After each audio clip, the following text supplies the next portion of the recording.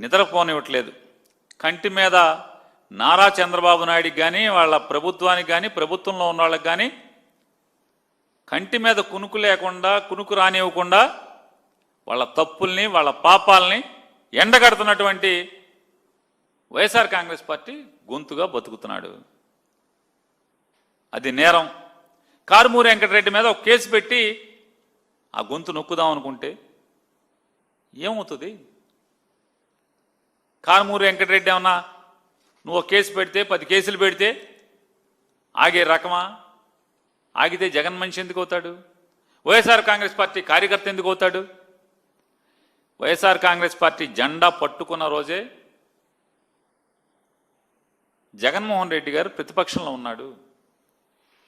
జెండా పట్టుకున్న మొదటి రోజు నుంచే వైఎస్ఆర్ కాంగ్రెస్ పార్టీ జెండా పట్టుకుని జగన్ నామస్మరణ, జై జగన్ అనే నామస్మరణ మొదలుపెట్టినటువంటి మొదటి రోజు నుంచి ప్రతి కార్యకర్త కూడా నాడు కిరణ్ కుమార్ రెడ్డి ప్రభుత్వం యొక్క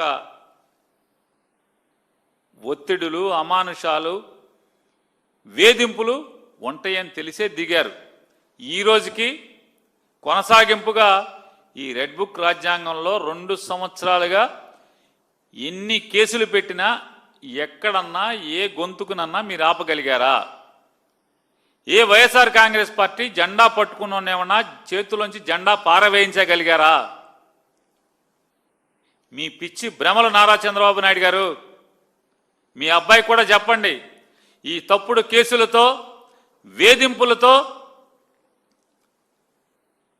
జగన్ నాయకత్వాన్ని నమ్ముకున్నటువంటి, జగన్ని ప్రేమించేటువంటి, జగన్ జెండా పిడికిల్లో బిగించి పట్టుకున్నటువంటి ఏ వైఎస్ఆర్ కాంగ్రెస్ పార్టీ ఓడైనా సరే దడిచేది లేదు, బెదిరేది లేదనేది మీ కొడుక్కి చెప్పవయ్యా చంద్రబాబు నాయుడు గారు. ఇవాళ ఇదే పోలీస్ అధికారుల్ని సంఘటన గురించి ప్రజల ద్వారా ప్రశ్నిస్తున్నాం. ప్రజలను కూడా ఒకసారి ఆలోచించమని అడుగుతున్నాం. ఎందుకంటే రోజువారీ పని ఒత్తిడిలో నారా చంద్రబాబు నాయుడు గారు ప్రభుత్వం చేస్తున్నటువంటి తప్పులు, పాపాలు మనం గమనించే ఉరుకులు పరుగుల్లో గమనించేటువంటి పరిస్థితులు తక్కువ.